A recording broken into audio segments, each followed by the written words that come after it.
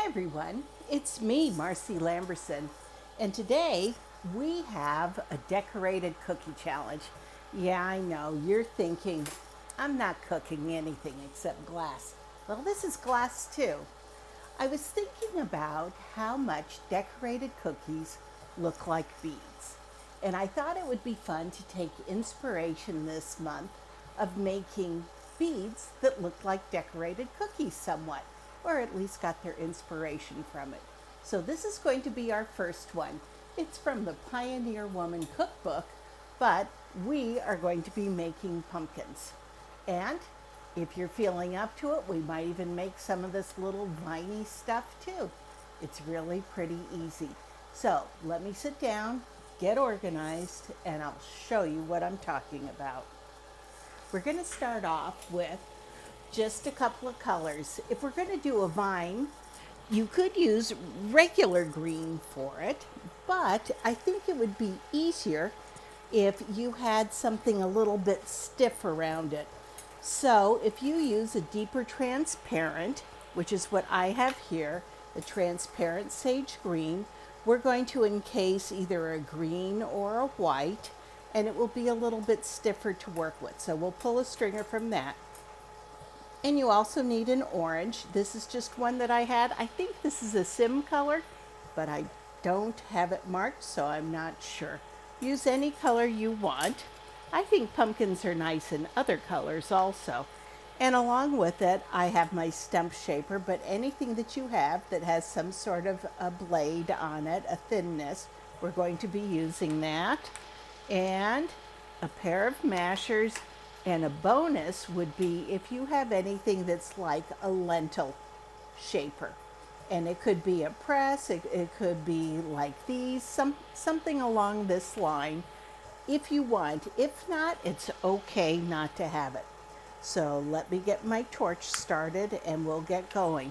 Of course, we need to start with prep work. So if we're going to have a vine, if you don't have one already made, one of the easiest ways is just to grab an opaque and a transparent. And I'm just going to heat up the transparent. And I'm going to wrap it a few times around this little scrap of green I have. This is Nile green. I think I would probably prefer pea green if I were choosing. But I saw this sitting right there and I thought, well, let's just use that because I am all about using up the scraps. So I'm just going to go around it a couple of times. And if I were getting fancy, I might have added some little black stripes onto the glass. I probably would have done a couple of fancy things.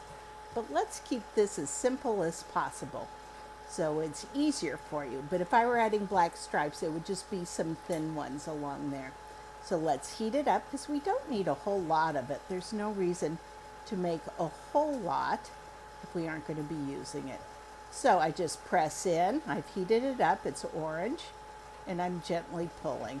And I'm going to want this on the thinner side. So I'm just pulling.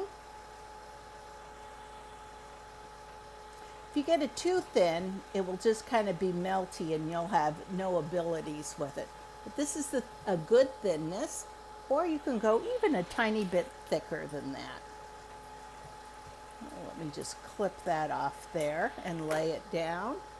And we've got a little bit left, so we might as well pull it out. Now, I know sometimes it's tempting just to leave it. You go, hey, I got what I needed, I'll leave the rest here. But when you have that extra thickness right there, so often when you put it back in the flame later on after it's cooled, it will pop and spit all over you, which is really not very much fun. So let's pull this one out. You saw how warm I got it. It was pretty orangey. Now, if you don't like working just with stringers, you like to have them attached to a piece of glass, this would work really well, wouldn't it? So there's one that's attached to a piece of glass if you like having a little handle on it. And this rod has a little bit of gunk at the end. Might as well clean it off real fast. Done. Okay, so I don't need the green anymore. And I'm going to hold on and just use that stringer. So that's out of the way. I don't need the white. The white was in case I wanted to put some of the green around it. So now what we have left is a 3/32 mandrel with dip and go on it. And I like dip and go because it holds like concrete. It's not really necessary for this bead, but I use it for all of my sculptural glass work, and that's what I keep around here. So I heated up, preheated my bead release, and now we're going to heat the rod. And don't forget, here, let me show you again, the pumpkin.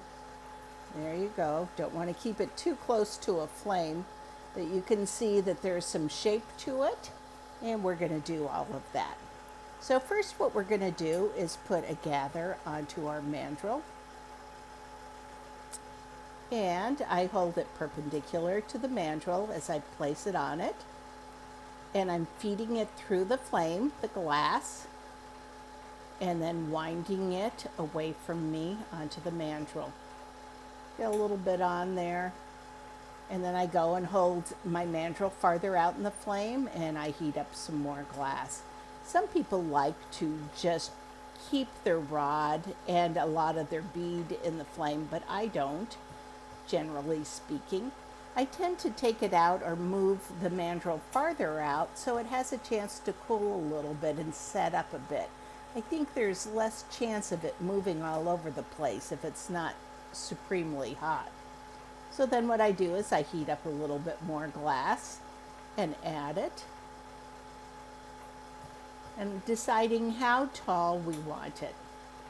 Now I tend to make them a little bit bigger than this, especially when I'm demoing, but you can make yours any size you want. And with this being a shaped decorated cookie, you know, you can make your pumpkin any shape you want. And don't forget, pumpkins aren't necessarily symmetrical or short and round. There's some tall ones, there's some really funny shaped ones. So don't worry about this. This could be a good warm-up for this type of challenge. I'm just adding on some more glass. I think I want to use at least half a rod for a bead this size, so we're just going to keep putting on a little extra, and then I'll show you what I do after I press it to make it the shape that I want it. So we're going to keep going. We're going to add a little bit of glass, and I'm not worried about it being perfect because I'm going to show you that trick in just a few minutes. But I am heating it all up to make sure that the glass flows together, and I'm turning it away from me. And I know that that is too pointed up there, that I want to add a little bit more up there. But I'm letting it cool down a little bit also. By watching the color on my mandrel, I can see when it starts to change color that I have more control of it when it gets to be a darker color than when it's super orangey. So I'm adding a little bit more there, and I'm going to add a little bit more at the bottom.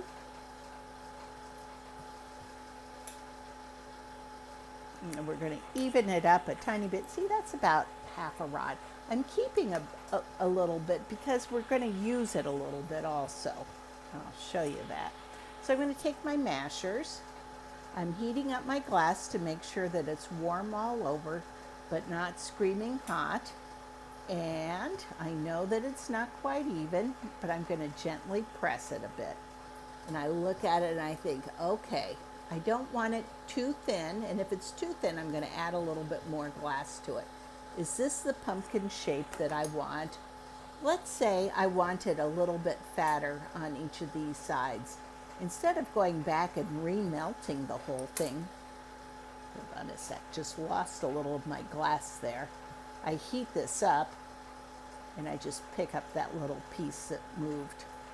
So what I'm going to do is heat and add a little bit of glass on each side to make it a little bit wider, just to show you, although this shape would be a good shape for a pumpkin too. So what I'm doing is I heat it up some, and I just ran it along the edge there.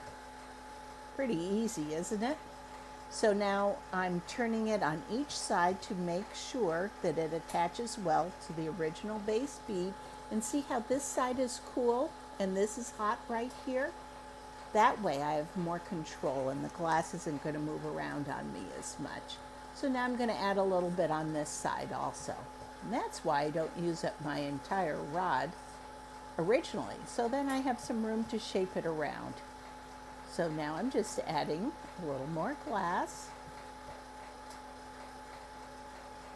And I'm going to attach it the same way. It was hot glass to warm base bead. And now I'm heating it up around all the edges so that the glass really flows into itself. And if I need it to flow in a particular direction, I'm going to let gravity help me by holding it in the direction that I want that hot glass that I just added to flow. Okay, so that's pretty close to where we want it. Good enough. And do I want the pumpkin a little bit fatter? If I do, this is what I would do. I would take some of the glass on my rod and add a fat stripe here. And then I'm going to add a fat stripe on the other side.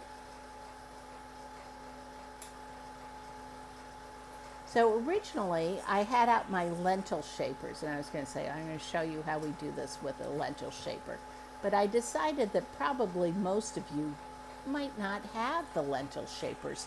So we're doing it old school way. But if I were using these, when I was first pressing the barrel kind of shape that I had, I would have used these, and what they would have done is thinned it out on the edges and kept it a little bit wider in the center. And that makes a really lovely pumpkin.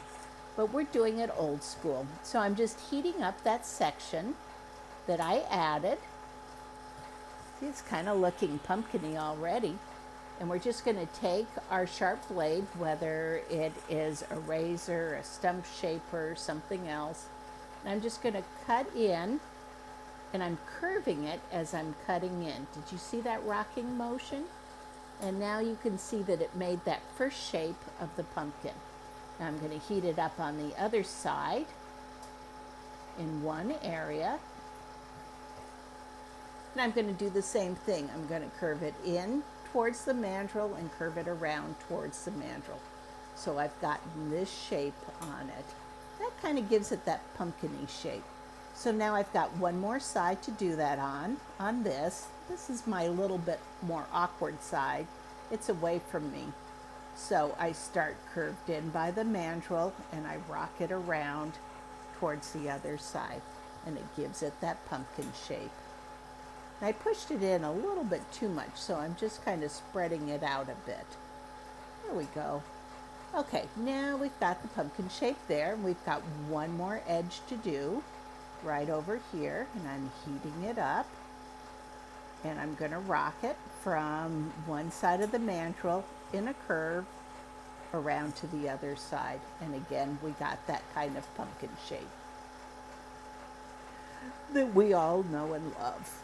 Okay, so now we've got a basic pumpkin there, and we've got to decide what else we want to do. We probably want to use some of that green for a little bit of a stem, but before we do that, I'll show you this little trick. To make the pumpkin look a little curvier, we can indent just a tiny bit to the side of the mandrel. Don't get too close, and see how it kind of gave it a little bit of an indent? We're going to do the same on the other side. Warm it up and just a gentle little push, not too sharp, but it kind of gives it a little bit more of that pumpkin-y shape. And if it's too much, just heat it up and melt it back in. You know how to do that. And don't forget, every time you use a metal blade, it is going to take a little bit of the heat out of the pumpkin. So you want to be sure to keep reheating. We can do a little bit of that up here too. There we go. Okay, so now we want to add a little bit of a stem and a little bit of a vine. I have an uneven tabletop, so sometimes things roll around when I'm least expecting it. So let's add a vine first, and then if we need to cover something, we can add some leaves.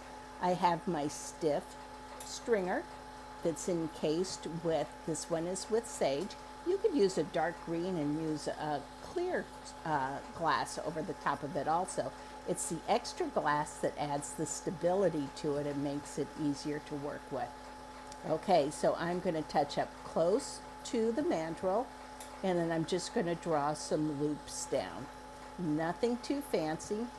And you don't have to do this. This is kind of an extra step, but it's kind of fun. Just add a few loops going down. And that's cooling. Let's do one on the other side also. So I'm making sure that my pumpkin is still heated up. And I'm going to go out and just kind of loop it around a little bit. I'm not the best looper. But there you go. You can see it on this side what I did. Okay? Looks better after it cools, doesn't it? Don't forget to keep your pumpkin warm. And when you have a transparent around your opaque glass, it helps to keep the separation and not have your vine melt into each other. Okay, so now I want to add a little bit of a stem. So what I'm going to do is I'm going to take my stringer and go right around the edge of the top of the pumpkin. Boom, boom, boom. Okay, so we've got a little bit around it. We're going to add a little bit more and make sure that it's thick enough, because if it gets too thin, it's going to break when you take it off.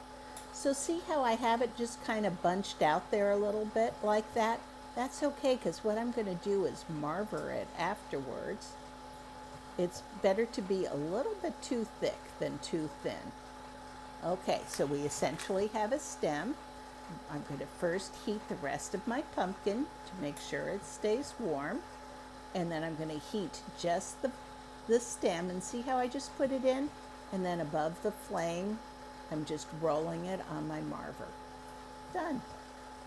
We now have a pumpkin that started out as a cookie, and you, my friends, it's your turn now to make the same thing.